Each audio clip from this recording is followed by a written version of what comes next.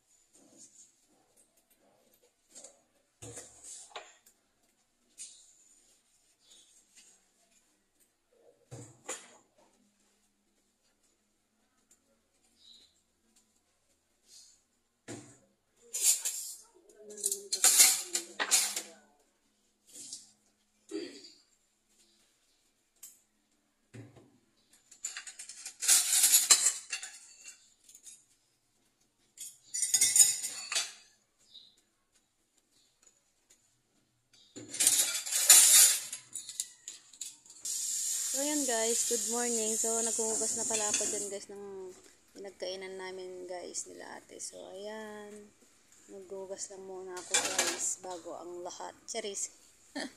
Naghuhugas muna ako dyan guys ng mga plato at saka yung mga kaldera. So, ayan ang unang-una nating gagawin.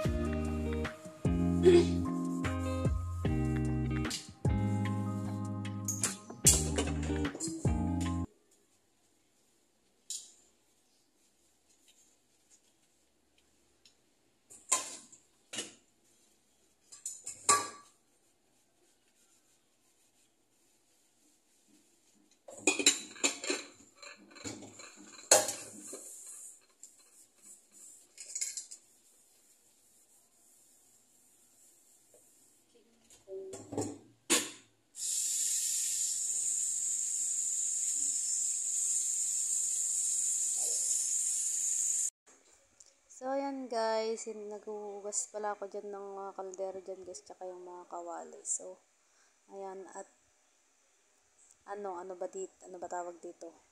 Pagkatapos ko palang maghugas dyan guys, ay magsasaing na rin ako para mamaya. Kasi may pupuntahan ako mamaya guys, saglit lang. So, ayan, para yung ulam na lang guys, yung lulutuin ko mamaya. So, ayan guys, for the hugas-hugas mo ng person dyan guys. So, ayan.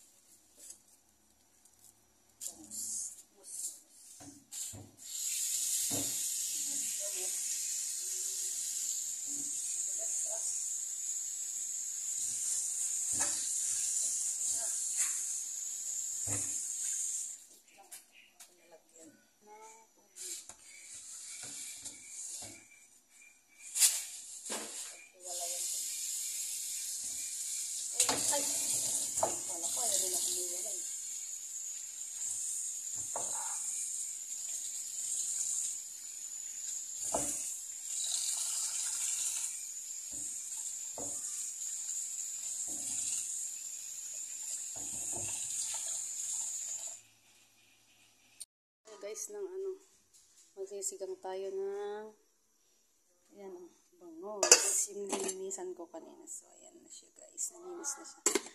Lagay natin yung kangkong tsaka yung sili. Tapos kamatis, sibuyas, tsaka luya. So, papakuluan ko muna to guys. Lagay na natin ang sangka.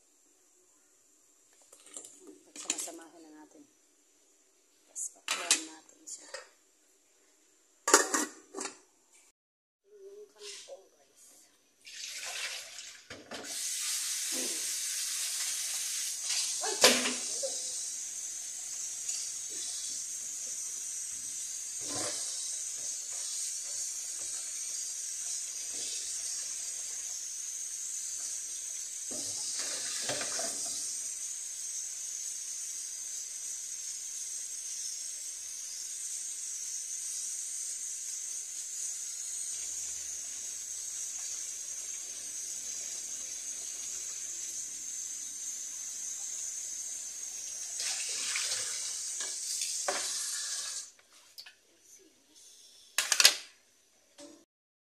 Guys, nakulo na siya. So, lagyan na natin ang bangus.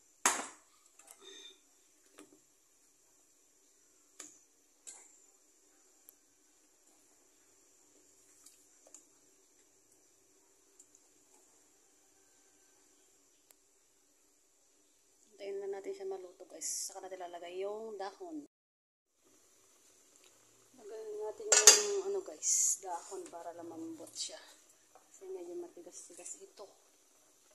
Kangkong. Nakasing talbos kamuti. So, ito na lang lagay natin.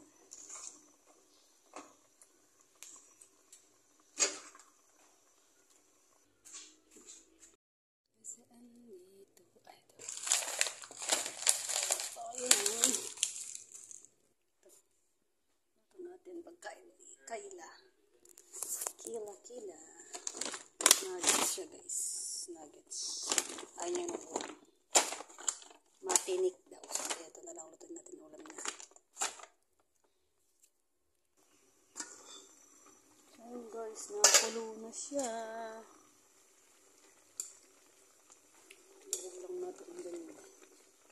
Ang kangkong nalutuin natin mabuti. Para manguya ni nanay. Natin. Guys, lambot na. Lagay na natin yung ano ba to? Sili. Ayan natin. Hindi natin masyadong lutuin.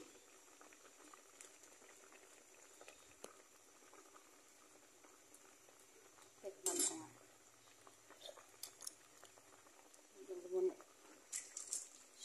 Konti lang muna yung linagay ko guys kasi yung maasim.